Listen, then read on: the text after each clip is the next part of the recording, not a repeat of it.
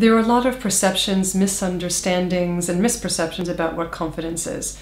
So I want to ask you, are you confident about your confidence? So well done having the confidence enough to even watch this video. You're on your way. So confidence can come from a few different places. Ultimately only one, but we'll get there. One of the ways it's used is in terms of skills. If you can drive, I don't know about you, but for me, when I got behind the wheel of a car for the first time, I had a very reasonable lack of confidence in my capacity to drive this 1-ton vehicle safely because I didn't have the skill set. And as I practiced and got better at it, I got more confident because I had the experience to tell me that I was developing that skill set. Same for you, same with any physical process.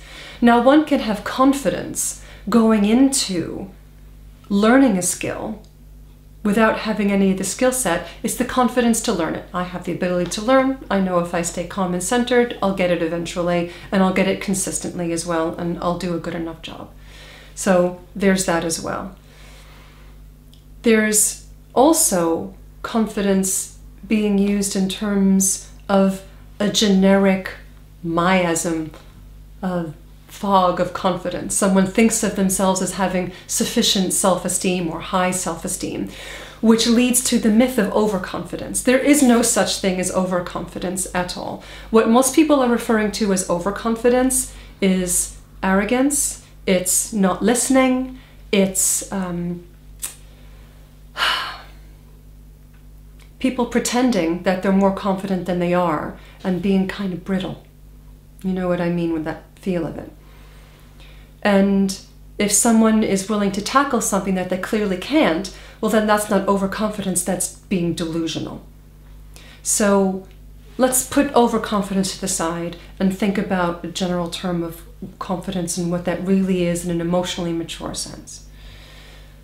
Confidence comes from knowing that you're okay. That whatever happens, you're all right. So you can stay calm and centered whilst you take reasonably calculated risks, while you explore new things. Knowing that you're okay has a sense of intactness and wholeness. That in turn has a sense of deserving. And that internal self-worth means that whatever happens is okay because you have that internal self-worth.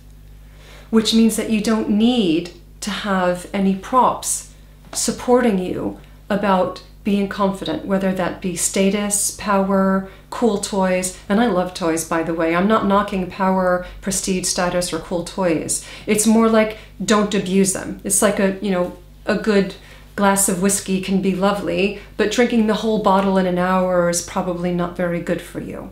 So it's the way you use these things outside of you that tells you whether it's healthy or not. So confidence is really about an inner knowing of a really unbreakable okayness.